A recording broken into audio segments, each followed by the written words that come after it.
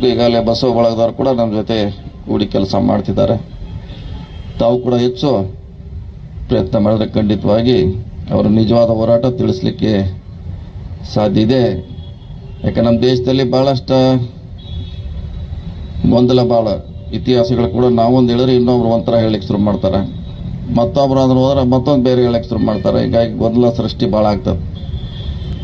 So ಎಲ್ಲರದು ಒಂದೇ ವೇದಿಕೆಯಲ್ಲಿ ಒಂದೇ ಸಮಾನತೆಯಲ್ಲಿ ನಾವು ಹೇಳಿದಾಗ ಖಂಡಿತವಾಗಿ ಬಸವಣ್ಣವ್ರು ಇನ್ನೂ ಎತ್ತರಕ್ಕೆ ನಾವು ಬೆಳೆಸಲಿಕ್ಕೆ ಸಾಧ್ಯ ಆಗ್ತೈತೆ. ಏನು ವಿಶ್ವಗುರು ಬಸವಣ್ಣತ್ತಿ ಅವು ನಿಜವಾಗಿ ಅವ್ರ ಗೌರವನ ಸಲ್ಲುತ್ತದೆ ಅನ್ನೋ ಮಾತನ್ನ ಹೇಳ್ತಾ, ಬಹುಶಃ ಅವ್ರ ಬಗ್ಗೆ ಹೇಳೋದು ಹೆಚ್ಚು ಅವಶ್ಯಕತೆ ಇಲ್ಲ. ಅವ್ರ ಬಗ್ಗೆ ನಾವು ಕೂಡ ಬಹಳಷ್ಟು ಹೋರಾಟ ಮಾಡ್ತೀವಿ, ಅವ್ರ ವಿಚಾರಗಳನ್ನು ತಿಳಿಸುವಂಥ ಪ್ರಯತ್ನ ಮಾಡ್ತೀವಿ. ಈ ಸಂದರ್ಭದಲ್ಲಿ ಅವ್ರ ಬಗ್ಗೆ ಒಬ್ಬ ದಲಿತ ಹಾಡುಗಾರ ಒಬ್ಬ ಬಸವಣ್ಣವ್ರ ಬಗ್ಗೆ ಒಂದು ಹಾಡ ಬರೆದ್ರೆ ಅದನ್ನ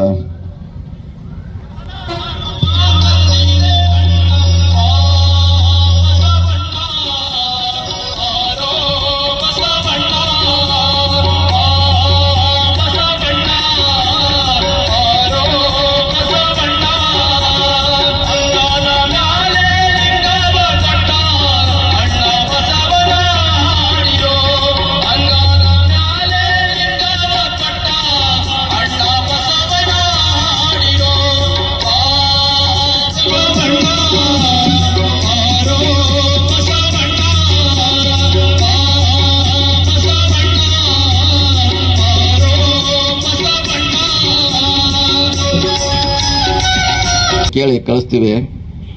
ಇಂಥ ಅನೇಕ ಒಬ್ಬ ದಲಿತ ಸಾಹಿತ್ಯ ಅವನು ಗುಲ್ಬರ್ಗದ ಸಿದ್ಧಾರ್ಥ ಅಂತ, ಬಹುಶಃ ನಮ್ಮ ಸಿಂಧಿ ಅವ್ರಿಗೆ ಪರಿಚಯ ಇರಬೇಕು. ಸಿದ್ಧಾರ್ಥ ಭಾಳ ಕ್ರಾಂತಿಕಾರಿ, ಅವನು ಅಂಬೇಡ್ಕರ್ ಬಗ್ಗೆ ಹೇಳ್ತಾನೆ, ಅವನು ಬಸವಣ್ಣವ್ರ ಬಗ್ಗೆ ಅನೇಕ ಹಾಡುಗಳನ್ನ ಆಡ್ತಾರೆ. ಇವೆಲ್ಲ ನಮಗೆ ಸರಿಯಾದ ದಾರಿ ಹೋಗಲಿಕ್ಕೆ ಇವು ಹಾಡುಗಳನ್ನು ನಾವು ತಯಾರು ಮಾಡ್ತೀವಿ. ನಾವು ಬಸವಣ್ಣವ್ರ ಬಗ್ಗೆ ನಾವು ಸ್ವಂತ ನಮ್ಮ ಮಾನವ ಬಂಧುತ್ವ ವೇದಿಕೆಯಿಂದ ತಯಾರು ಮಾಡಿದ್ದೀವಿ ಬಸವಣ್ಣವರ ಬಗ್ಗೆ ಹೊಸ ಹೊಸ ಹಾಡುಗಳನ್ನು.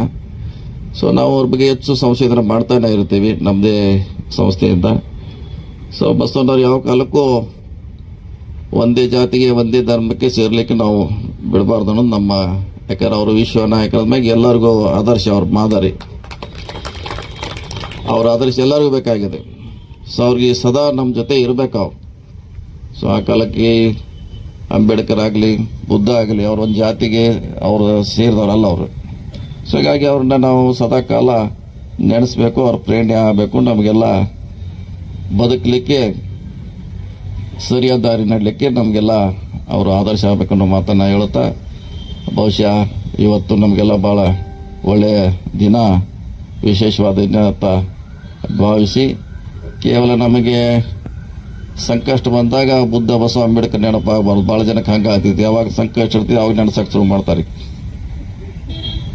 ನಾವು ಹಂಗಲ್ಲ. ಈಗ 30-35 ವರ್ಷದಿಂದ ಏನು ಒಂದು ಲೈನ್ ಆಗಿದ್ವಿ, ಒಂದೇ ಲೈನ್ ಆಗಿದ್ವಿ, ನಾವು ಚೇಂಜ್ ಆಗಿಲ್ಲ. ಅದಕ್ಕಾಗಿ ಒಂದೇ ಪ್ರೀತಿ ಇರಬೇಕು, ಒಂದೇ ಗೌರವ ಇರಬೇಕು, ಹೆಚ್ಚು ಕಮ್ಮಿ ಆಗಬಾರ್ದು. ಅಂದರೆ ಅದು ನಿಜವಾದ ಶ್ರದ್ಧಾ ಭಕ್ತಿ ಅಂತ ನಾವು ಭಾವಿಸ್ತೀವಿ.